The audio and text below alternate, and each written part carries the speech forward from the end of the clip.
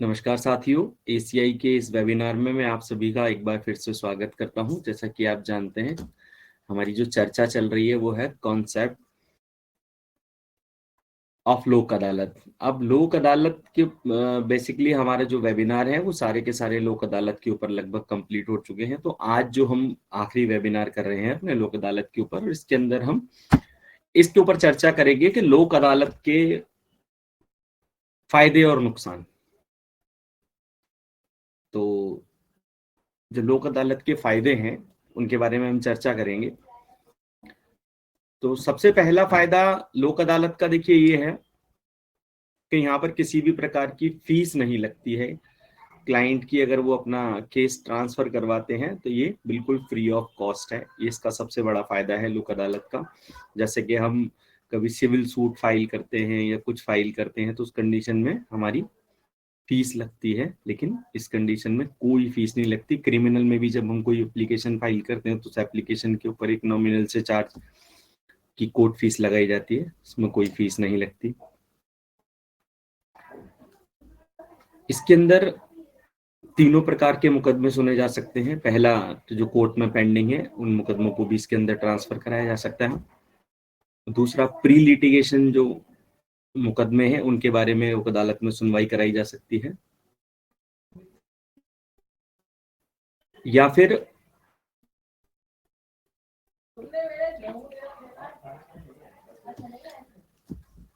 हम जो तीसरा इसका फायदा है वो ऐसा है कि जब सपोज करो हमारा किसी कोर्ट के अंदर कोई केस पेंडिंग है और वो जो केस है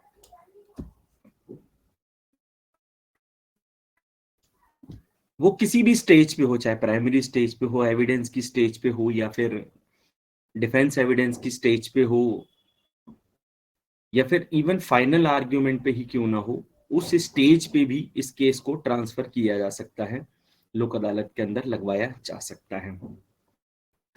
इसके बाद जो इसका फायदा आता है वो स्पीडी ट्रायल। जैसे कि आप सभी जानते हैं कि मैंने कल भी आपको बताया था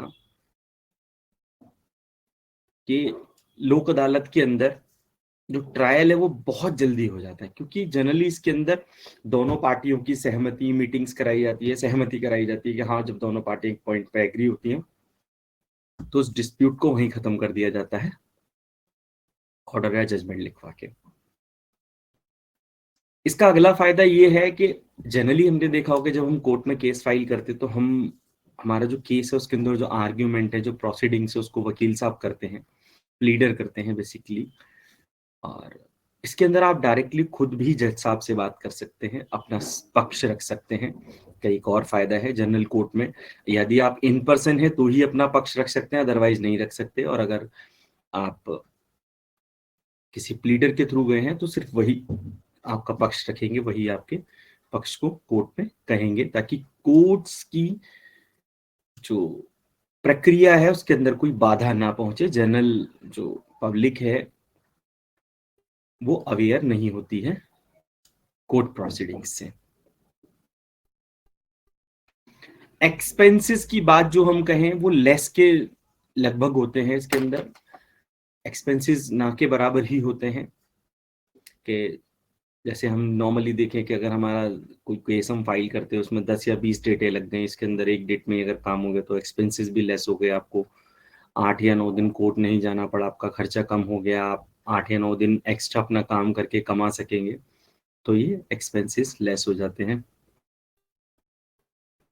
टाइम की बहुत बड़ी बचत होती है। जब हम पहली बार जनरल केस के अंदर हम 10 बार कोर्ट जा रहे हैं, इसके अंदर सिर्फ एक बार जाके आपका फैसला आ गया, तो टाइम भी आपका साथ के साथ सेव हुआ।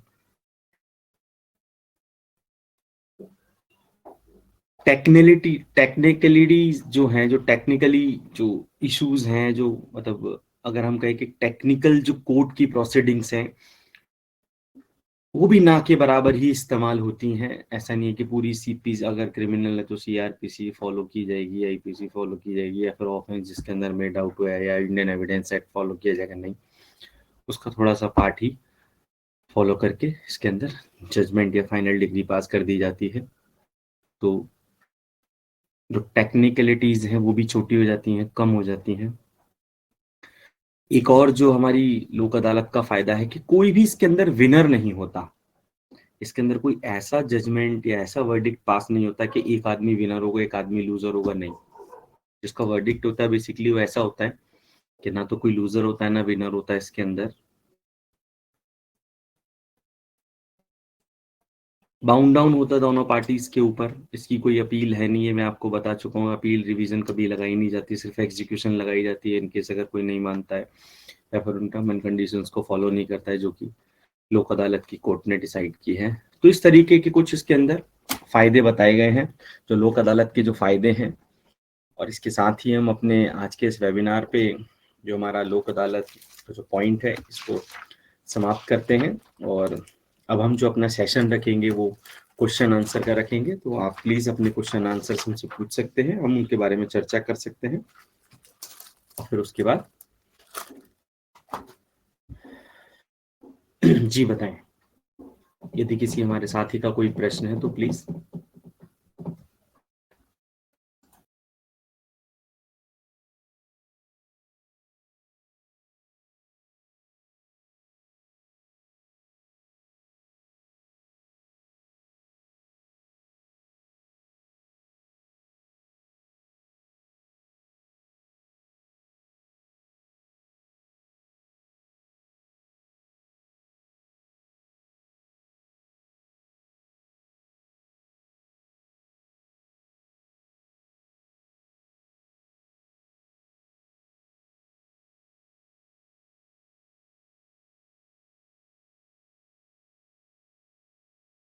देखिए साथियों, यदि आप कोई प्रश्न नहीं पूछेंगे तो फिर हमें ये वेबिनार यहीं पे स्टॉप करना होगा। तो मैं आपसे ये रिक्वेस्ट करूंगा कि प्लीज आप, अगर आपकी कोई क्वेरी है, कोई प्रश्न है तो प्लीज आप पूछें, नहीं अन्यथा आने वाले 1 मिनट में हमें अपने इस वेबिनार को यहीं पर स्टॉप करना पड़ेगा।